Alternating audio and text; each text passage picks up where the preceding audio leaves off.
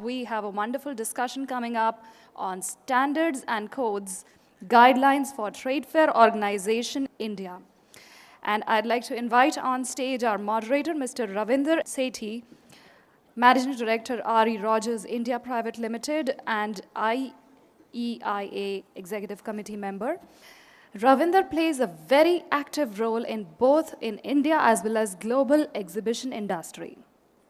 We also welcome on stage our panelists, Mr. Igor Palka, Chief Executive Officer, BC Expo India Private Limited. I also request the other panel members to join us on the stage. Mr. Nanu Binu, the Managing Director, Meroform. Meroform India Private Limited is a company formed under technical collaboration with Mero TSK, Germany, one of the world leaders in exhibition system. I also request our other panelist, Mr. Sunil Govind, the Head Facility Manager and Operations of Bangalore International Exhibition Center, to please join us on the stage. I also request Mr. M.Q. Syed, Managing Director, Trade Fair Times, to please join us on the stage. Good afternoon. You know what? I think Chief Minister has really put us in a very, very pleasant tizzy, and we're trying to recover from that. So what more to wake up everybody than such an exciting little subject, you know, standards and codes for our industry. So we're going to try and make it fun. I think the responsibility now is a little more. Yeah. So we're going to go ahead and do. We will try and make it faster. I've been asked to do so because of lunch. So we will fast track everything, but we'll try and get across our points on what we're doing. Before I start that, I know introductions have been done, but quickly, Sunil, when did you start studying or doing what you're doing? You know, quickly, give you 1 minute. I've been with BIC for the last 5 years, and that's how long I've been in exhibitions, I suppose. So I am pretty greenhorn in this. But I've been working on certain processes and systems for the exhibitions and exhibition industries per se. So, and that's what we're here to discuss. And that's what I'm going to say right now till the discussion starts. Well, I'm one of the You're here as an service provider. You're one of the independents over here, okay? Yes, I'm supposed to be one of the independent body over here, representing Trade Fair Times as the publication, which is highly read in Asia, and we are fortunate to have IEIA now supporting us. That's all. Great, fine. Binu, my good friend, 33 years. Yeah, good morning. Still morning or good afternoon. I am Binu Nanu. I am Managing Director of Meroform India Private Limited. I have been in this business for 33 years and another 5-6 years in manufacturing industry. Igor? Yeah, so my name is Igor Palka. I'm here for BC Expo India, representing the organizers on this panel. BC India is an event for construction equipment happening in Greater Noida this year. I myself, though my young age, am in this industry already for 10 years. Started as a student in Munich, worked with Messe Munich 10 years, and had the opportunity to come to India 1 year ago. Learned very much in this 1 year already, and learned also a lot about safety codes, the ethics of codes here in India. And I think it's a very important topic, so I hope you all will pay attention to it before we go to lunch. What about you, Ravinder? Hi, I'm Ravinder Sethi. I'm Managing Director of RE Rogers India Private Limited, a company my wife and I formed in 1986. We're in the logistics business. And having said that, let me tell you, we've made up this panel in a very, very select ways. We've got Sunil, who's going to be putting in all inputs from the venue side. We've got Binu, who's going to be very aggressive on the stand construction and the stand design side, and Igor is all geared up to tell us as to what the organizing industry wants, and I'll be putting in my bit as far as the forward is concerned. Now, before we start, since we want to make it very fast, let me explain to you what is the structure of the talk right now. Needless to say, I'm going to be requesting for inputs from everyone or anyone during the course of the talk. You know, we always talk about standards and codes. Well, let me tell you, there's one man over here who has spent the last 2-3 years working on standards and codes, doing the most boring, taxing, time-consuming job, which is needed to put something on paper at least. I use my words very correctly. Something at least. Trust me. We've been with him for the last several years. We are about 5, 6 of us we do. And before even we start, we really owe a round of applause to Rajiv Malhotra. Rajiv, fantastic what you have done. Unbelievable. Unbelievable. And my sympathies to his wife, Vandana, because he spent so much time. I'm sure you put in a lot of inputs. Okay. The structure of our talk is very simple. We meaning, trust me, I'm always quoting Rajiv. Whatever I'm doing, I'm just the mouthpiece over here. The committee put in a structure. Now, in your kits, which I'm sure none of you have read, there's an IEIA guidelines on standards and codes, right? It's 4 or 5 pieces of paper which are lying in there. Now, it goes into 4 or 5 pages, very, very comprehensive. But during the course of what we're going to be talking, it's going to be basic terminologies which we have given as to how do we standardize, what do we do? Do we just say, oh, we've got to be good, we've got to be fantastic, we've got to be ethical? Well, Rajiv and all of us put together, we said, okay, let's put it in some structure, right? So we know what we're talking about. So we gave it some forms of accreditations, right? So we had a level C. Level C is just the basic legal requirements of a company, your criteria, whether you're filing balance sheets, whether you've got service tax, etc. So basic structure of a company. Then we put a level B. What is the organizational structure? Are you capable of doing the job? Are you capable of actually providing the manpower? Are you capable of being an organizer in following company, technical situations, your high-tech situations? You've got the venue. Is the venue ready to go in for getting good vendors from outside and within? And then you've got level A. Level A is continuity. Once you've done, you cover yourself in these accreditations. Then continuity, are you continuing to do so in the next year, in the next couple of years? CBA, right? And then you've got your code of ethics. That are you actually performing these standards which you've set yourself up to in what you are actually prophesizing? Now, coming to B, which is very important, organizational structures and health and safety standards, which I left out.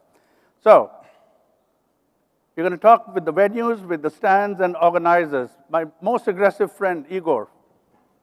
Yeah, not only from a perspective as an organizer, but also from a perspective that I'm here only since a year. All IAI members, who knows the codes of ethics, who has read through it, who knows about the security codes, who really is keen of that and aware of that. I think one important question at the very beginning is how big is the awareness, and to raise this awareness about the importance of that topic.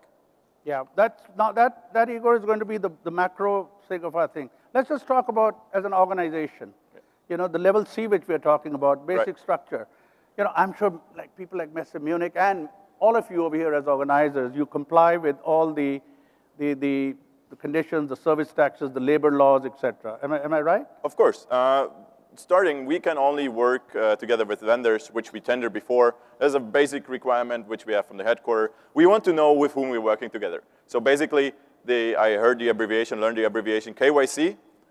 Through the KYC, you get all the information on the company. We have to see PAN numbers, tax, service tax if he's reliable and has to pay the service tax. All that information has to be there. We want to know with whom we're working with, right, to start with.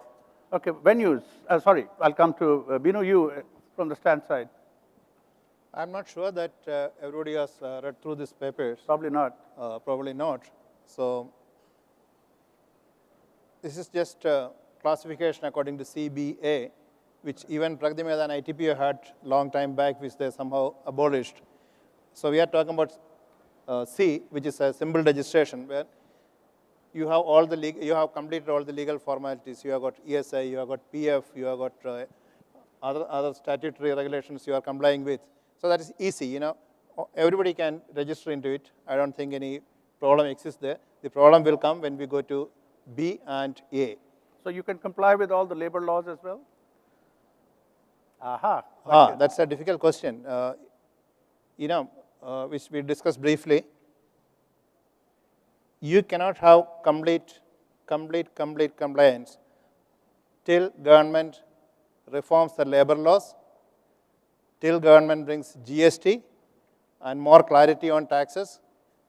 I think it is very difficult, because if you ask any tax consultant, I don't know whether any CS are here, you get two opinions about the same tax.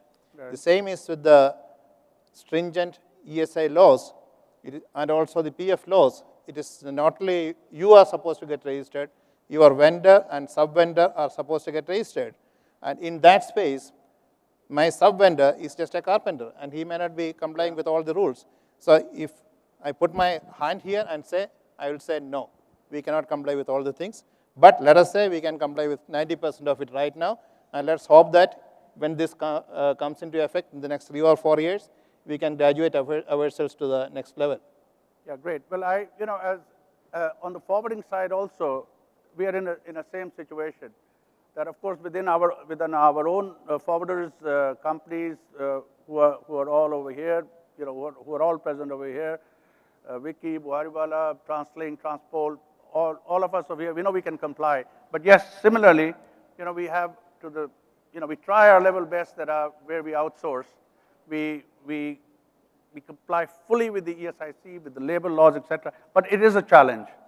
It's a challenge because for an event like Auto Expo, we employ 3,000 people or 4,000 people. Yeah. I don't know the 3,000 men. So there is a challenge there. From a BIC perspective or a venue perspective, we've been endeavoring to be compliant, and I would say 100% compliant. And it has been a challenge, especially considering the ad hoc nature of manpower deployment that does occur during events. Of course, you can see, I can specifically talk of housekeeping, security being, the biggest as far as venue is concerned. You have manpower variation from 10 to 200, 250. That, that's there for housekeeping also. And obviously, compliance, and especially this ad hoc manpower that comes in. So obviously, you're having a lot of, how do you take care of the ESI and related statutory requirements? It's been a challenge, but, I would say in today's, as on today, we are, I would say 100% compliant. We have gone around, we have gone around different ways in trying to do that. Okay, like we have in our case, what happens is our bills don't get processed by our finance team if the statutory things are not met. So we are forced to meet it, and that's a way that we have done all our entire ecosystem. We have asked them to also be compliant. Okay, I'm not saying it's not challenge-free. It's very challenging, and we've got stuck in different places. Okay, so I'm sticking my neck out here, and I'm saying that we are compliant. Okay, and I know there are a lot of people just waiting to hammer it back. But having said that, but I suppose unless we aim for that, sort of, the utopian concept, I don't think we'll ever be there. If we just accept the fact that, I'm going to be 90% compliant and I'm happy with it, I don't think we're ever going to be reaching that place where we really want to be. See, in 2005, there was a big incident at Meerut, where there was a running trade fair and there was an electrocution, about more than 200 people were died. We were the first one to report that incident and also come forward in the media and say and talk about it. And 4 years after that, I didn't do any business. Just sitting but don't worry, you'll get the business done, whatever you say. But coming back to the compliances, this is unfortunate that we comply with all the compliances. But when it comes to execution, I'm sure everybody knows that this is not happening the way it should be done. The basic organizational. Yes. Now, coming back to the C-level accreditation, this is first of all a very great step taken by the IEIA. And fortunately, in the C-level accreditation, other than ESIC, everything else can be covered even by an individual. Like Binu just said, carpenter. Even a carpenter is supposed to have a must of KYC norm, even to go to open an account in the bank. Yeah. So about 90% is what I think is covered in the level C, which is very good, and this gives rooms for everyone, not just an individual, but all the firms and the companies. This is a great step. I mean, it's just a matter of how fast we can adopt the execution and how well we can really make people aware of the mishappenings. All right, level C. Let me just re-stress. We will call these accreditations the Rajiv accreditations right now. We won't call them the IEIA because they've not been formally approved by the thing, but it is a first step, and hopefully we'll get something out of here. Igor, I know you're... No, I have just a question. So we're talking about the basic requirements, general requirements, KYC, yeah? Very basic thing, everybody come by. What is the benefit? Why are we doing this? For what reason? Everybody, yeah? What is the purpose? Quality? We have to start somewhere. Yep. To have a certain standard of quality and to have the goal to improve that quality. Yeah. Speaking for the whole exhibition industry here. Yeah. Right? If it's the venue, if it's us as an organizer to deal only and to work only with qualified vendors and organizations, venues, right? But also from everybody here in this room to have a certain commitment that yes, we want to improve our service, which will in the end turn definitely into some more money. Yeah, I think what you're trying to say is that when we talk about quality, we are in one of the finest centers in India today, right? And Chief Minister this morning, you know, who was a part of it, you know, who was approved of it, we seem to forget, I think, the basics, right? The down below, the labor laws, the guy who comes in, is he covered by insurance? Is he working as per the norms? Am I right? Yeah, yeah. So it's really when we talk about quality, the basics need to be put on a stronger footing. Syed, yeah, sorry, Binu, you. See, we are in the public domain. We are part of an industry. We have the responsibility to run a safe and secure environment for everybody who comes there. Yeah. We build things, it should not fall down, people should be secure. Once everything is secure, then the rest follows. Absolutely. Now tell me, Syed, now as media, right, as media, I mean, you write some wonderful stories and so do others around here and, all these things we want to track. I mean, how can media help us to put it across strongly? Or will you help us? Well, I feel the awareness is something to begin with, which is most important. Exactly. But to make people aware of what's happening around the exhibition industry of India, I need to be secure for a couple of years with my business. Because the moment I start reporting even the basic awareness, it affects my business a lot. But yes, this is on the lighter note. On the serious note, the awareness is the most important thing to begin with. The second thing I think is the training, the basic training. Like we're talking about C-level accreditation. Let's understand what is C-level accreditation. And let's understand not only by us, but by the end person who could be a carpenter. Yes.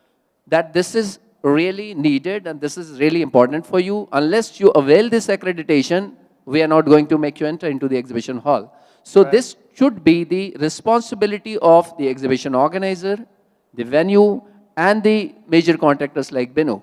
Everybody should be responsible for this. Yeah. All right. Do I see Sudeep again around here or not yet? Okay, where are you, Sudeep? Come on. You've heard from Sunil and KV on terms of the basics right now, all right? I wasn't there, sorry. You weren't there? Okay. I'm sorry, I was not there. You missed the whole 5-hour session. My apologies. But I know the answer, but I would like to hear it from you. Like compliance of basic, labor laws and as your vendors, do they file balance sheets? Do they give service tax? What sort of steps do you take within your own organization and when you choose vendors that they are following basic regulatory laws of the country? Oh, first and foremost, I must tell you that we are a limited company and there is a board of governors and the annual reports are published. Hence, all the compliance in terms of tax regulations are 100, if not 120% full compliance. In terms of the Company Acts and the Service Tax and all other IT Act, we are fully compliant on that.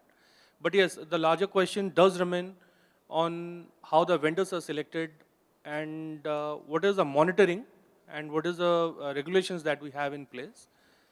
Unfortunately and fortunately, on both the ways, we have quality vendors, but in the lack of any proper standardization, we are not able to catch hold of them.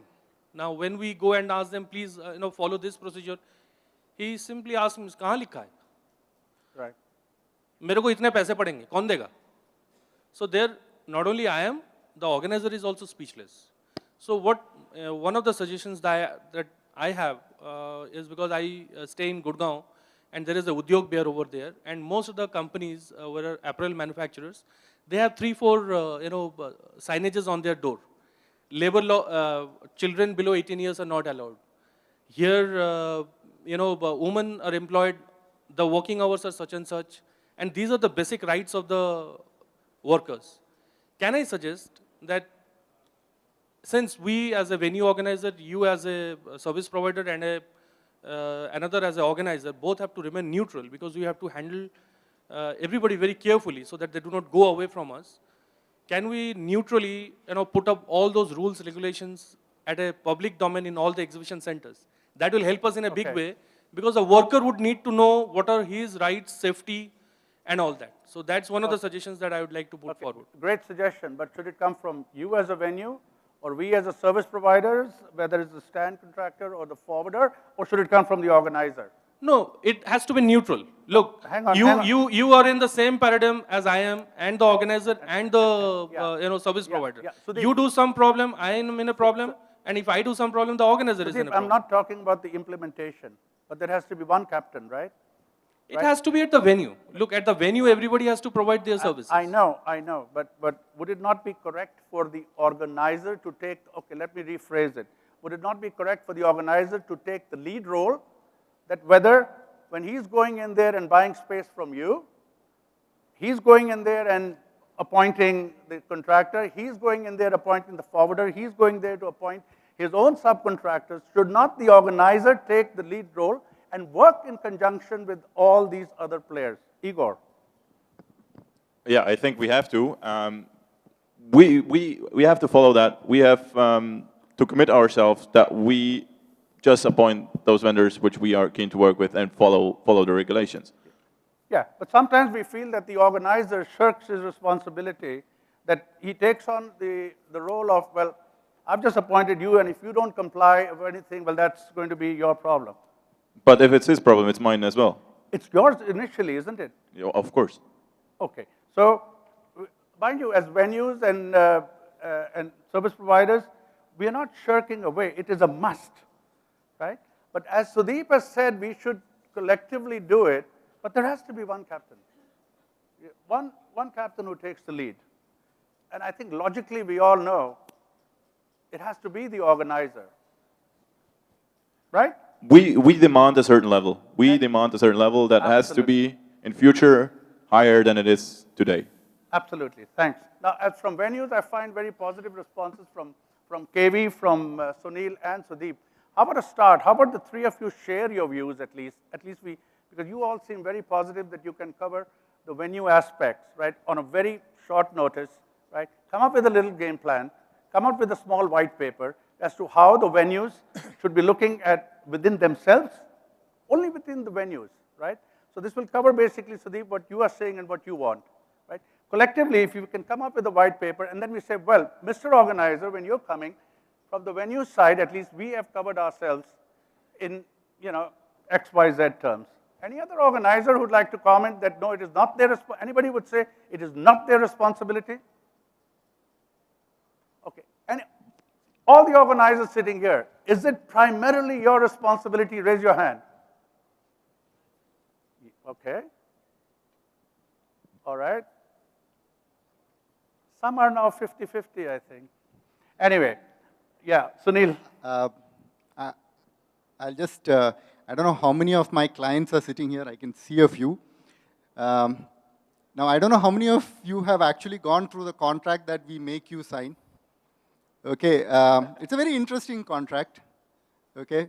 And it actually talks about what the organizer should be helping the venue to adhere to. And it more or less covers what all Mr. Sethi has said here. I'm pretty sure now everybody is going to go back and Read do the a- contract. do, do a research on the contract. But that's on a lighter vein. But what I'm trying to say here is, see, the main buyer in this entire scenario is the organizer. Now, we can, as the venue, recommend. Naqvi Sahab, I'll give you time. He's read the contract, I think. It's one-sided actually. Your agreement is.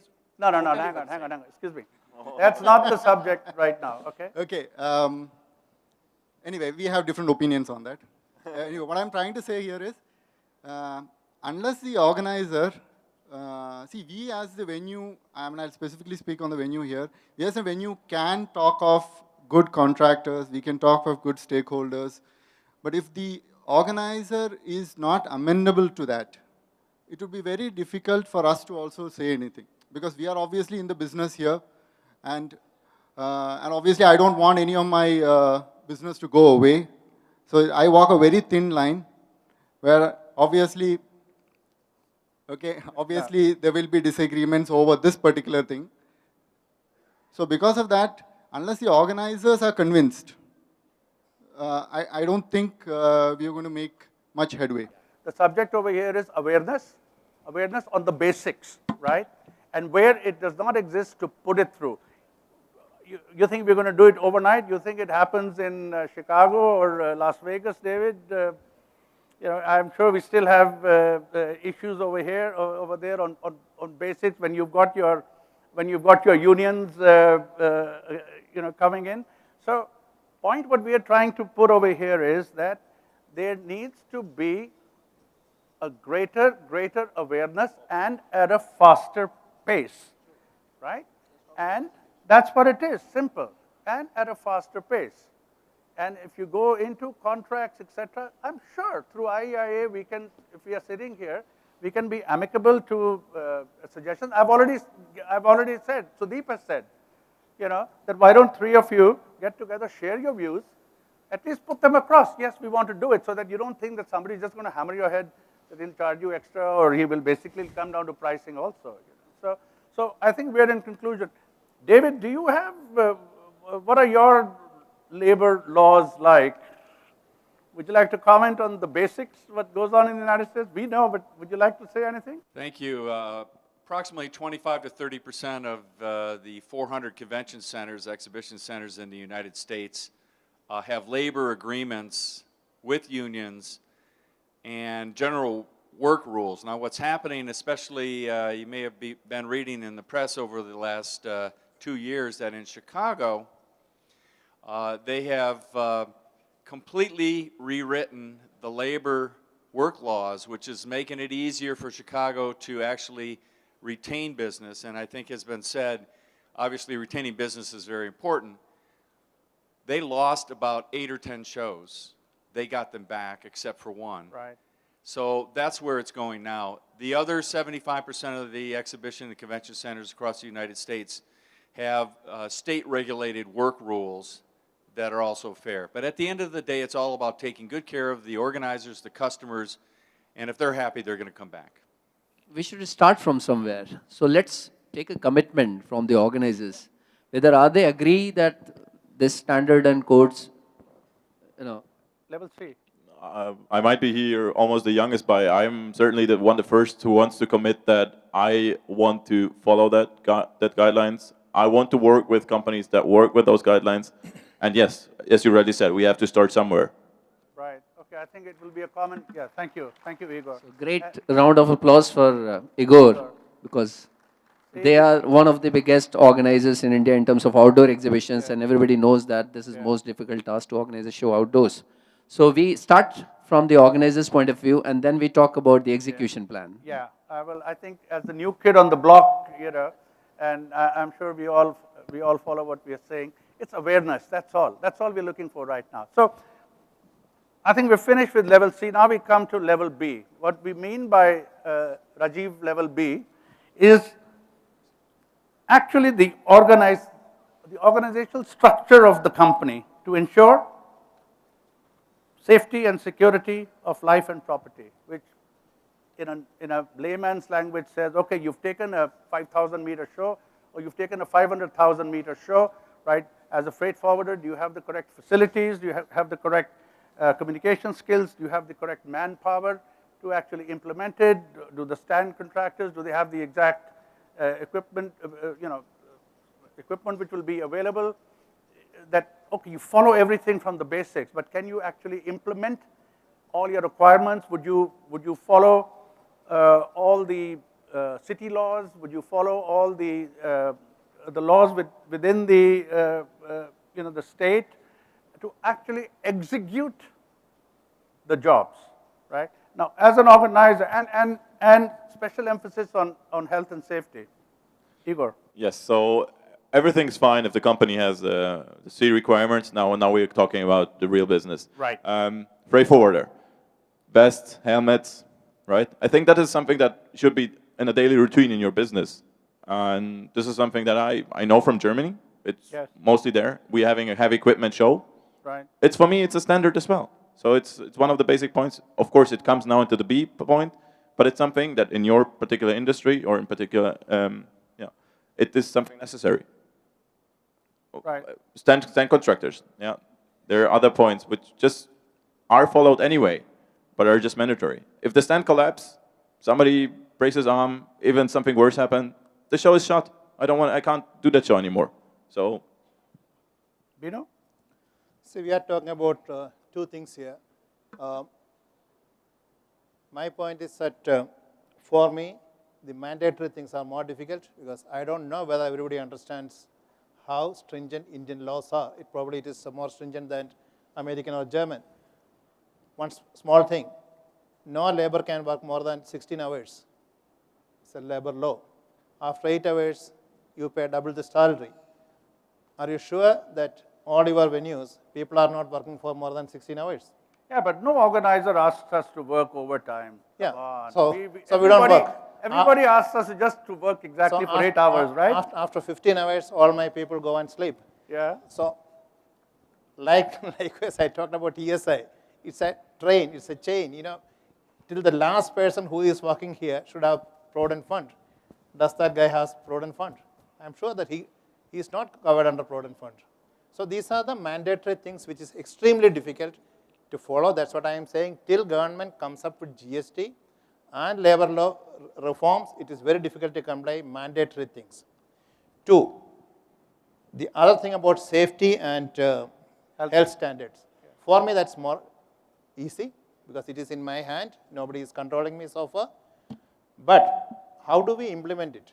To implement it, there should be first standards written. Mr. Naidu can talk about the basic standards much more. The structural stability, how the cable should be run, etc., etc. And this will be a dynamic thing. It's not that Rajiv's job is over today. As the technologies develop, and technologies are developing quite fast, and it's a catching up business, and we are never able to catch up, then the standards will change. So it's not a one-time thing. It's a continuing thing which has to be done every year. So there's a new technology has come for light. Is it good for you? Is there radiation? Can it be placed at 3 meter height? Or should it have been at 5 meter height? All right. So that's another thing. Third is quality. There's a defect here. If you look at this one, there's a time lag between what I am talking and the audio and the video. It's a quality thing. That should be monitored. And also, I think it should be monitored by a third party. It is very essential that we have third parties checking all these things, not the organizer, not the venue owner, but we should appoint third party. And in India, it is available. When I am supplying to large corporations or I am doing events for large corporations, it is essential that third party inspection is done and they are certified. So we can have third party inspection, and there should be the people who are saying that are you in C or have you graduated to B or further to A. Am I being heard? Yeah. Do you, as a company, or do you think most of the companies, without quite a few of the companies, actually take this very seriously in terms of making plans, making sure that your time frames, your requirements are met with what the requirements are needed for the organizer? What goes wrong? If you do the planning, nothing goes wrong.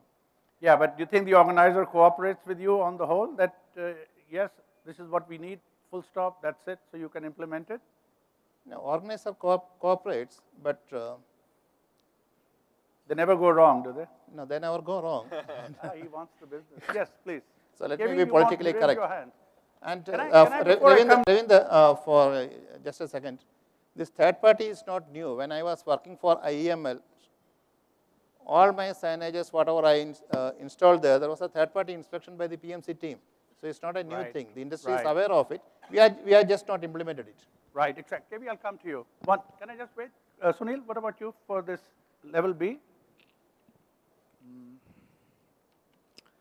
Again, we talk of quality, and quality's got different, different facets to it. Quality is defined as what the customer wants you to provide to him so that he is happy with it. Now, so obviously, it's driven by customer requirement. It is not driven by what the service provider wants to give. So that's one aspect of it. So when you're talking about the accreditation for level C, we are talking about whether the customer requirements are met, keeping all your safety and sustainability issues in check. What do you do at BIC? Yeah, in BIC, we have a very strong ISO culture, and that's been there. It's been handed over to us for the last, let's say, we've been at it for the last maybe 8 to 9 years. And recently, we've been certified for ISO 14 as well as 18001. But having said that, we have just started. And I'm pretty sure when we come up for recertification and when we go for our surveillance audits and all, there are going to be a lot of things which are in the cupboard, the skeletons which are going to come out, and we will need to address it suitably. But what I'm trying to say at this point is that accreditation at B and further to A is going to be a major challenge, especially in our industry. Because, again, the requirement of the market is different. Okay, it depends. Like Igor had said that he wants the best. But I'm going to have somebody else at the other end of the spectrum who may not be very much interested in getting the best. Maybe quite okay with maybe a good or less than that. Again, since I'm in business, I need to address the entire end of the spectrum. Okay, when I sit here, I talk from a service provider's perspective and a venue also. So in that sense, both need to be met equally. So that challenge is there. You let organizers work after 8 p.m.? Yeah, we do. We do. We do. Yeah, but now that's, we put a, anyway, this is a very, very controversial subject. I don't want to get into it. I know, that's why I asked it. I don't want to get involved in it. I know a lot of people here are going to get into a different loop on that. We do work 24 hours, but you can have people on 3 shifts. It doesn't work that way, KV. It works. Everybody in this campus, including my security, housekeeping, landscaping. That's different. They're all covered with all labor laws. No, that's KV. There is We're not talking. PF. Yeah. So the problem comes in when contractor hires temporary staff. If there are people on roll, if there is employment, somebody can give on a continuous basis, I think they're all covered, generally. That's you as a venue, and we know that. Yeah. That's okay. As that way, you've answered the correct question. But I'm saying from a point of view that as a service provider, when we are asked to work, more than one shift, that does affect health and safety, and we cannot then, or even our standards and quality go bad. At an 11th hour, we cannot comply with what we have to do. Vicky, would you agree? I beg to differ with a lot of people over here, because I think quality is in your DNA, and if you don't believe in quality, you will never be able to do it. So if you are committed to quality, then you'll find ways and means to execute it. So I am on a very different platform, and I think it is possible. In the logistics industry also it is possible. And I think it's a commitment that we all need to give. So that's what I would think. Good. Sethi Saab, one last submission. Sorry, KV, KV. again, Yeah. sorry. See, we are going to discuss this topic, and probably we need to formalize it and Yeah. show to the country that, we mean business. Yes. As IEIA, we should have a policy that somebody finding to be not compliant with basic laws should not be a member of IEIA. I fully agree. And that is when Rajiv set us all up. Yeah. That is the ultimate idea, but we've not reached that stage, and I'm sure the ideas we are getting right now are very relevant. And how will the media help us?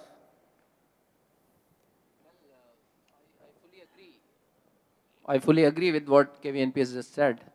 And if we are not setting the standards for ourselves, I don't think the others will follow this. So we should start from ourselves.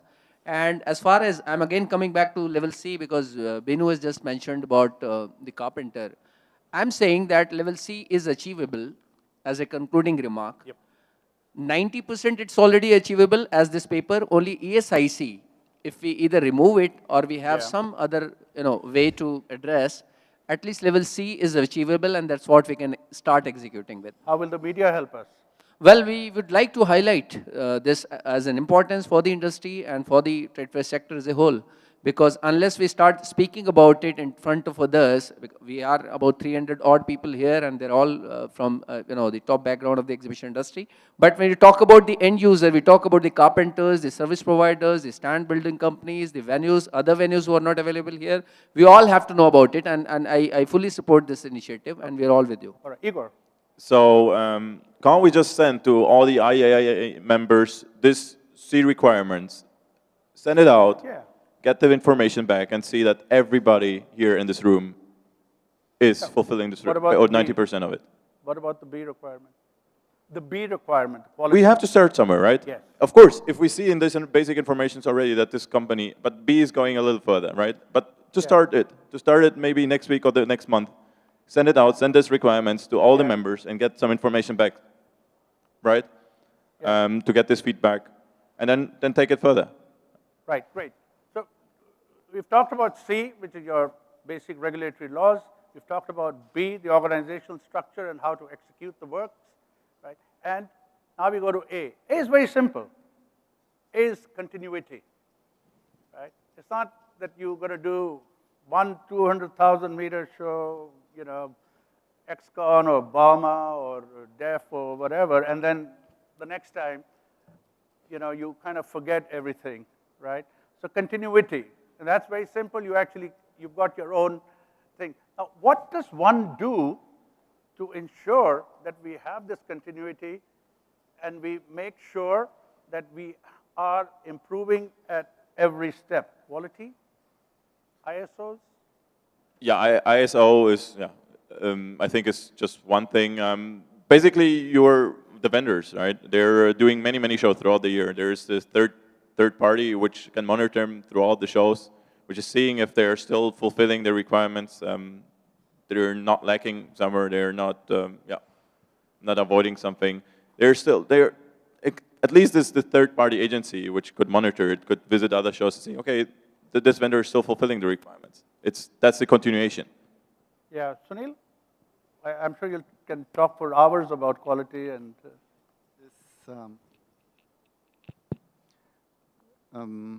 I think it has to be organic. When I'm saying organic, I'm saying it has to be across all.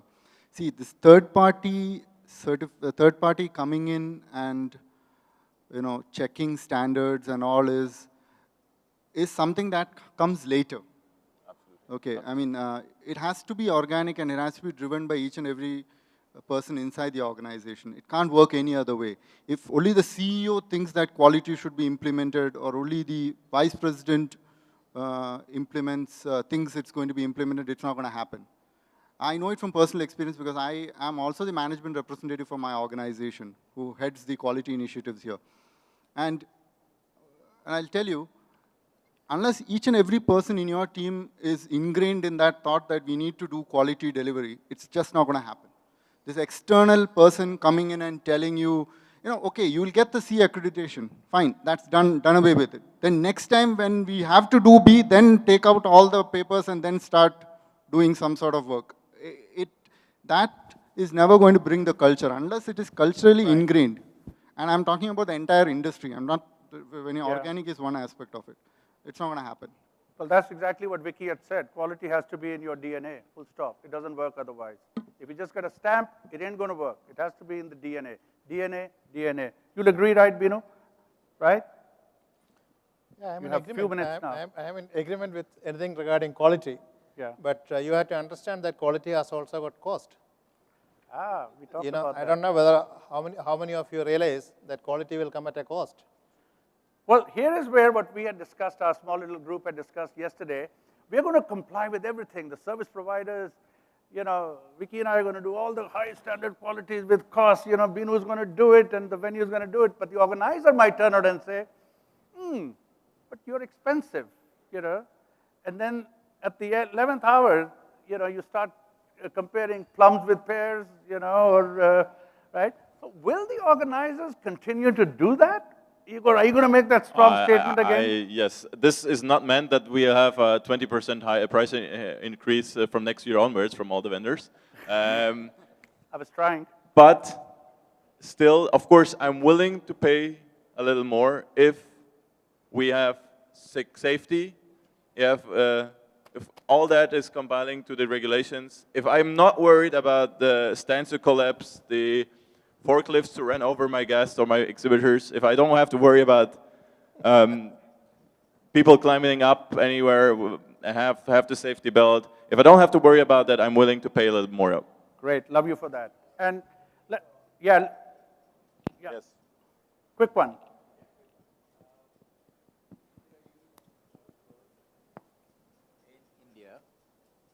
You do a lot of shows in India. Would you insist on the same things that you do in Munich and willing to pay for the same proportionately? We have stand contractors and, R.E. Rogers or, whoever. They follow a certain standard. Right. You can't expect the, people who are competing with the Meros and the PNIs and the Swift or whatever it is to come down to a level. They already have reached a level after a point of time. But at the same time, when you companies come in to India, and Pragati Madaan is, I think, the worst. No, let's not diverge. No. Please, So, in terms of maintaining codes and standards, we're talking about codes and standards. Yeah. Now, that has a price. Yes. Yeah, but I think he's already said that. So, no. I'm not asking for this change to happen in the next year. I think we also said it. What I'm trying to get across is that the association should lay down categories of service providers. Mike, please, over there. That they can't do, more than that. That's it. I agree. Yeah. Vicky? I'm going to bell the cat, and I think I'm going to probably be banished out of the exhibition industry after this. Two things. Number one, I think there is a belief in the international world that quality doesn't exist in India, and I think probably to a certain extent I'll hold my partner in business to a certain extent responsible. When you make a statement like, in this, we are the only logistics company in India for ISO 9001, the message that goes across is that nobody else in the world does it. Listen, I'm not going to get into that, please. No, I'm saying something else. Because that is not, Vicky, this is not the forum, and this is not true, all right? And I've been to a lot of forums, and we are prophesizing. So let's remain focused, all right? How does the media? I think we have many companies with fulfill ISO requirements, right? I need to complete what I said. Probably I'm going to be banished out of the exhibition industry. But there is quality already existing in this country. Absolutely. All over. Okay. Having said that, now I'm going to go back to the organizers. What do the organizers do? You guys appoint one single person, and then that person comes into a monopolistic situation and charges whatever that person wants. How do you control your cost? I can clearly comment on that. We started our business with MMI India and BC India here 4 or 5 years ago. We had started with one show, having 8 to 9 shows now. We had one single vendor for the freight forwarding can for I say Sten something? I'm Construction. sorry, I'm going to interrupt. We're not talking about pricing over here. No. Yeah, I'm not quality. talking about that. I just want to comment I'm that not going to let this go away into another era because I stopped Nakwiji also, right? So I'm looking at a continuity and how we get into ISO certifications. What I'm trying to get at is that when you talk about, when Venu says that you have to pay for quality, there is quality available, but there is nobody, but there is no check on it by the organizers who profess to be wanting quality, and the costs that they get are high because of their own policies. This is what I'm trying to get at. And the second point I was trying to get at is that the quality exists, but unfortunately in the international world, it is believed that there are only 1 or 2 or 3 companies who do that. I don't know which international world you get into because that is definitely not the case. Syed. Can I? Well, how can the media talk to us about putting in, giving more emphasis to G-Guide, to quality, to certifications? You know, I'll tell you, a lot of now the questionnaires which go out are very simple. You know, even like Munich or Nuremberg or ITE, the questions which go out now in our to the vendor contracts are: do you have so-and-so certification? Do you follow these standards? Right? Trust me, after a couple of years or very soon, it's going to be, what is your quality certification? So that should be the change, yes. Exactly. We are asking what is the ISO certificates, which guidelines you follow, where are you member, but in the end, it should, after 2-3 years, it should be not a question if you're following it, which are you following? Mr. Sethi, I want to, here, Sanjeevni. I think the organizers need to give the service providers enough time to do the build-up. I mean, I know that auto expos all over the world give more than 15 days to do build-up, whereas in India we give 3 days. Yeah, Sanjeevni, you are talking very specific, and that actually comes in if we go into more detail with more time into discussions of how we secure health and safety, how we, one second, Binu wanted to say something. See, I think that quality is a misunderstood word. If I ask you, is Maruti Swift a good quality vehicle? Ravindra Sethi, is it? Sorry? Maruti Swift, is it a good quality vehicle? The quality of the vehicle of Maruti Swift car, is it good? Looks good.